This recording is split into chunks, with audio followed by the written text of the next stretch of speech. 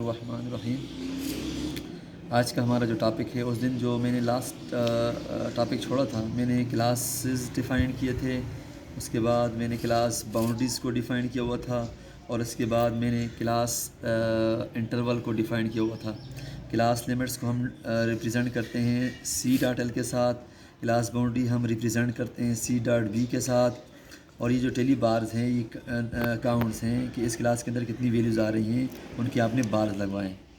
अब हमारा जो नेक्स्ट इस टेबल के अंदर जो नेक्स्ट चीज़ हम एक्सप्लेन करने जा रहे हैं वो हैं आपके पास क्या है, मिड पॉइंट्स। मिड पॉइंट या इसे कहते हैं क्लास मार्क। Class mark. अब इस मिड पॉइंट्स और क्लास या क्लास मार्क, ये दो एक ही चीज़ के दो नाम हैं। या उसे कहते हैं मिड पॉइंट्स या उसे कहते हैं क्लास मार्क। इसको हम ज़ाहिर करते हैं एक्स के साथ। किसके साथ ज़ाहिर करते हैं? एक्स के साथ ज़ाहिर करते हैं। तो मिड पॉइंट्स को किस तरह डिफ़ाइन करेंगे? तो मिड पॉइंट को डिफ़ाइन करेंगे, midpoint or class mark is that value which divides a class into two equal parts. It is denoted by x. इसको किस तरह हम मालूम करेंगे? ये जो मिड पॉइंट्स वाला पार्ट है हमारे पास, जो कॉलम है, इसको किस तरह हम फाइंड करेंगे? मिड पॉइंट्स को फाइंड करने हर क्लास का अपना मिड पॉइंट होगा, इस क्लास का अपना मिड पॉइंट होगा, इस क्लास का अपना मिड पॉइंट। जितनी भी क्लासेस हैं इनके अपने मिड पॉइंट्स होंगे। अब मिड पॉइंट्स को किस तरह फाइंड करेंगे? मिड पॉइंट को फाइंड करने का तरीका ये है कि मिड पॉइंट बराबर है लोअर क्लास लिमिट जमा upper class limit divided by 2। ये जो चीज़ है लोअर क्लास लिमिट और ये जो चीज़ है upper class limit. For example आपके पास ये पहली क्लास है 50 से 56, ये हमारे पास एक क्लास है। इस क्लास का लोअर क्लास लिमिट क्या है? 50 है। अपर क्लास लिमिट क्या है? 56 है। अब हम क्या करेंगे? इस लोअर क्लास लिमिट को इस अपर क्लास लिमिट के अंदर जमा करेंगे। किस तरह? मतलब क्या मतलब इस बात का कि मिड पॉइंट बराबर है, इसकी जगह पे क्या लिखेंगे आप? 50। इसकी जगह पे क्या लिखेंगे आप? 56 डिवाइड बाई 2। अब इन दोनों को जमा करेंगे तो क्या बनेगा? 106 डिवाइड बाई 2। तो जब इसको डिवाइड करेंगे तो 2 ये जाएगा 53। तो 53 is the mid point of first class. 53 is the mid point of first class. इसी तरह इस क्लास का मिड पॉइंट क्या होगा? 57 जमा 63। फिर हमारे पास क्या होगा यहाँ पे? 57 जमा 63 डिवाइड बाई 2। इसका क्या होगा? 64 जमा 70 डिवाइड बाई 2। इससे क्या होगा? 71 जमा 77 डिवाइड बाई 2। इससे क्या होगा? 78 प्लस 84 डिवाइड बाई 2। इस तरीके से आप हर क्लास का मिड पॉइंट फाइंड कर सकते हैं। Lower limit plus upper limit divide by 2, lower limit plus upper limit divided by 2, lower limit plus upper limit divide by 2। इस तरह हर क्लास का अपने मिड पॉइंट होगा, अपनी क्लास बाउंड्री होगी। तो ये हमारे पास हो गया मिड पॉइंट। मिड पॉइंट के बाद हमारे पास इस टेबल के अंदर एक चीज़ और आ रही है, उसका नाम है फ्रीक्वेंसी। क्या नाम है? फ्रीक्वेंसी। फ्रीक्वेंसी को किससे ज़ाहिर करेंगे? स्मॉल एफ के साथ। किसके साथ ज़ाहिर करेंगे? स्मॉल एफ के साथ। इसको किस तरह डिफाइन करेंगे हम? The number of observations falling with in a class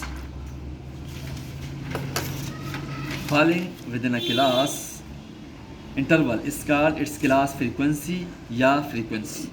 The frequency is denoted by f, the number of observations falling in a class. हमारे पास हर क्लास के अंदर जो वैल्यूज़ आ रही हैं, जो ऑब्जर्वेशंस आ रही हैं, वो फ्रीक्वेंसी होगी। यहाँ से हमारे पास जो टेली बार्स हैं, यहाँ से हमें पता चल रहा है कि इस क्लास के अंदर कितनी वैल्यूज़ हैं। अब इसको किस तरह डिफ़ाइन करेंगे? फ्रीक्वेंसी को पहले नंबर पर डिफ़ाइन किस तरह करेंगे कि the number of observations falling in a class. एक क्लास के अंदर जितनी वैल्यूज़ आ रही हैं, जो हमारे पास डेटा सेट होगा, उस डेटा सेट के अंदर आप देखेंगे कि इस क्लास वाली कितनी वैल्यूज़ हैं, वो उसकी फ्रीक्वेंसी होगी। फ्रीक्वेंसी को डिनोट किससे करेंगे? एफ़ के साथ, स्मॉल एफ़ के साथ। अब इस क्लास के अंदर कितनी वैल्यूज़ आ रही हैं? एक बार लगवाया है तो एक ही वैल्यू आ रही है।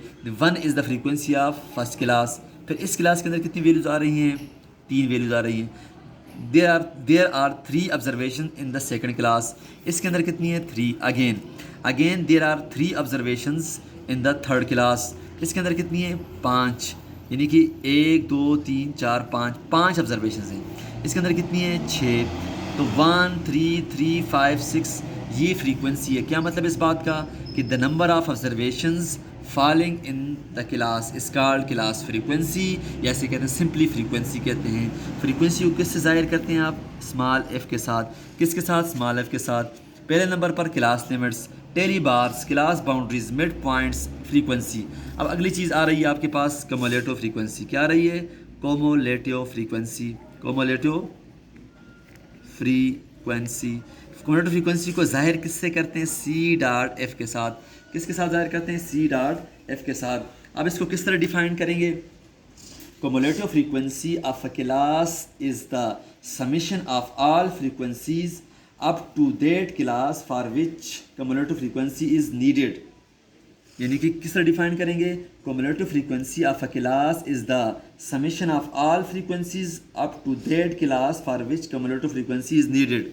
क्या मतलब इस बात का कि हमारे पास ये कॉलम बना हुआ है सी डॉट एफ का। सी डॉट एफ का मतलब क्या है? Cumulative frequency. कम्युलेटिव फ्रीक्वेंसी कैसे फाइंड करें? हर क्लास की अपनी जिस तरह फ्रीक्वेंसी है इसी तरह कम्युलेटिव फ्रीक्वेंसी भी होगी। अब इस पहली क्लास की कम्युलेटिव फ्रीक्वेंसी क्या होगी? हम देखेंगे कि इस क्लास की फ्रीक्वेंसी कितनी है? 1। इससे पिछली फ्रीक्वेंसीज कितनी है? नहीं है। अब 50 से 56 से पिछली क्लासेस हैं? नहीं है। तो क्या है? 1 + 0 = 1।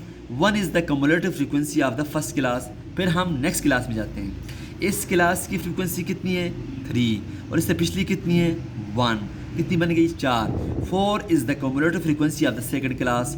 अब इस थर्ड क्लास की फ्रीक्वेंसी कितनी है? 3 प्लस इससे पिछली टोटल कितनी है? 4। 4 से 3 7। 7 is the cumulative frequency of the third class. इसी तरह हमें हमारी इस क्लास की फ्रीक्वेंसी कितनी है? 5 प्लस इससे पिछली सारी कितनी है? 7। कितनी होगी? 12। तो 12 is the cumulative frequency of the fourth class. अब इस क्लास की फ्रीक्वेंसी कितनी है? 6। इससे पिछली सारी कितनी है? उसको सम करें। कितनी है? 12। तो 18। तो 18 is the cumulative frequency of last class. 1 4 7 12 18 these are the cumulative frequencies of the class of these classes. अब इसके बाद जो अगली चीज़ आ रही है वो है हमारे पास रिलेटिव फ्रीक्वेंसी। क्या रही है? Relative frequency. क्या रही है? Relative frequency. अब रिलेटिव फ्रीक्वेंसी को किससे जाहिर करेंगे आप?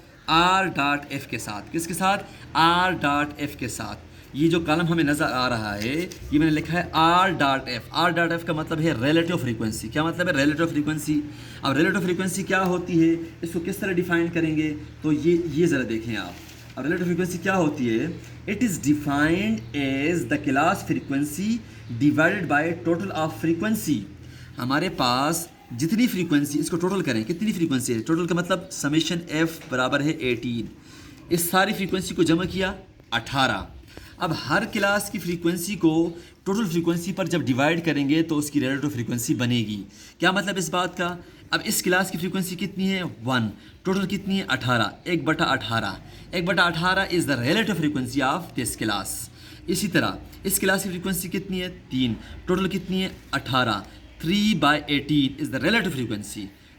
अब इसके बाद फिर 3/18 इसकी, 5/18 इसकी, 6/18 उस क्लास की frequency divided by total frequency. उस क्लास की frequency divided by total frequency. उस क्लास की frequency divided by total frequency. तो इसको किस तरह लिखेंगे कि रिलेटिव फ्रीक्वेंसी बराबर है frequency of the class divide by total frequency divide by total. Summation F का मतलब है सारी फ्रीक्वेंसी को जमा किया।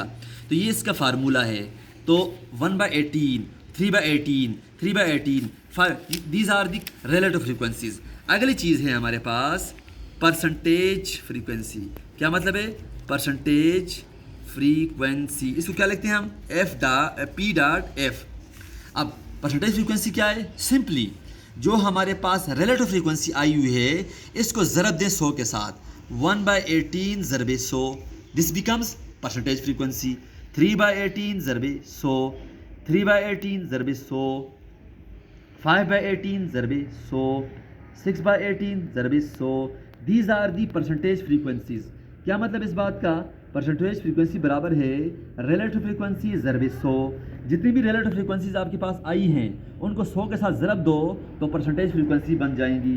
तो इसको डिफाइन किस तरह करेंगे? It is defined as the class frequency divided by sum of frequencies and multiplying by 100। जितनी भी फ्रीक्वेंसीज है हर फ्रीक्वेंसी को टोटल पे डिवाइड करें, ज़रब 100 करें तो परसेंटेज बन जाएगी। अगर आप फ्रीक्वेंसी को टोटल फ्रीक्वेंसी पे डिवाइड करें तो रिलेटिव फ्रीक्वेंसी बन जाएगी।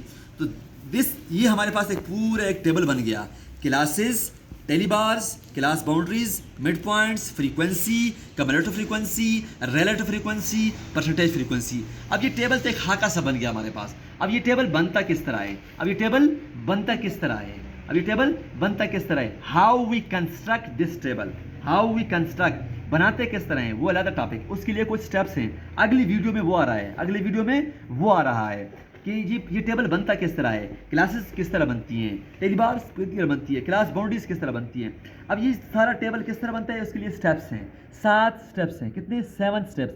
There are 7 steps to construct this frequency table, this group frequency distribution. वो अगले वीडियो में आ रहा है। ओके बच्चों, अल्लाह हाफिज़। इंशाल्लाह आप इस वीडियो को देखें और कमेंट्स करें और मुझे रिप्लाई करें।